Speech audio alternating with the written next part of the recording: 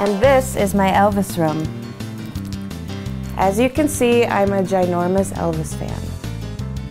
Elvis is for sure the most attractive person that has ever walked the face of the earth, hands down.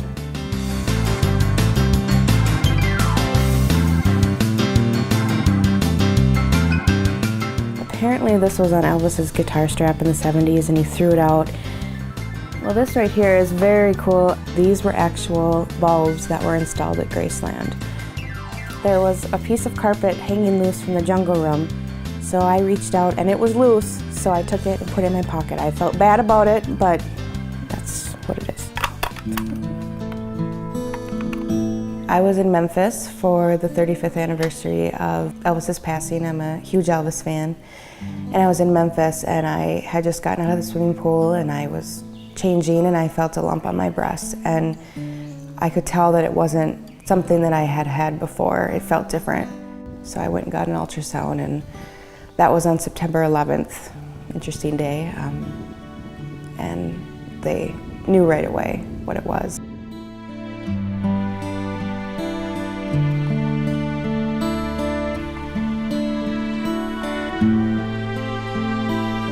I remember collapsing on the floor, and my dad had to pick me up, and I said, I'm so sorry that you guys are gonna have to bury me.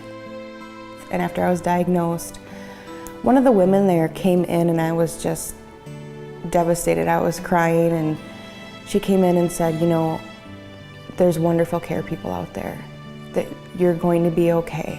I'm gonna refer you to my best friend, somebody who's a care coordinator, Lori.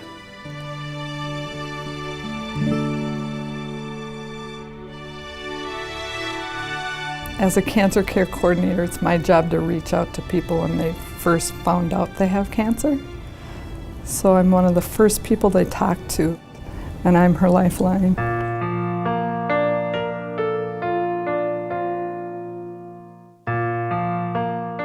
She was actually one of my first appointments I had. I didn't know anything, I thought care coordinator, I don't know even what that is. At that time it was so fresh, I didn't even want to talk about it, and I looked at her and I said, I don't want to talk about this. And she just looked at me so sweetly and folded her hands and put them on the table and said, okay, well, what do you want to talk about? And I remember just sitting there feeling so scared, but that she understood. She said, how about if you have questions, you ask me?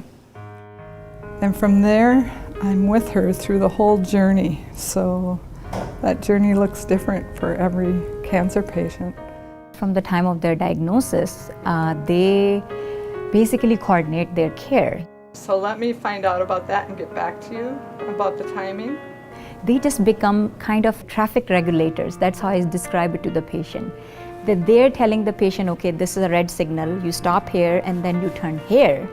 And this is the next person you're going to meet. So they are kind of just directing their care because it's a maze. I can't imagine if we had to stay on top of all those things, appointments, who we needed to contact. It wouldn't have worked, and I remember walking away feeling like, okay, well that's what she's going to do. And that was comforting. I went through 16 injections of chemo, and then I had a double mastectomy. And then I had 36 treatments of radiation, which was not fun. Well, Lori had been extremely helpful because Beth is a very young, breast cancer survivor. So her issues were very different than an older breast cancer patient. I was concerned about my fertility. That was a big deal for me. I still want to have children, but we couldn't wait to start the chemo.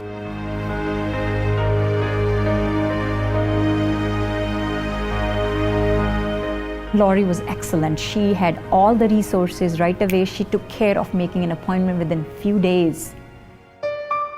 Beth didn't want to lose her hair. And again, Lori was right there, coordinating everything, calling the people who do that cold cap therapy, which, makes you, keep your hair. It's a cap that you wear on your head an hour before chemo, the duration of your chemo, however much time it is, 4 hours, an hour, what have you, and then you wear it 4 hours after chemo. It's 32 below zero. So it feels like you're sticking your head into a frozen lake. It's awful. It worked. And then I continue to just show up wherever she is. So if the next step is surgery, I'll come to see her in the hospital. I'll call her after the surgery and see how she's doing at home. And come to her chemo appointments if chemotherapy is necessary. So it's just kind of coming, being there, being present. Good to see you.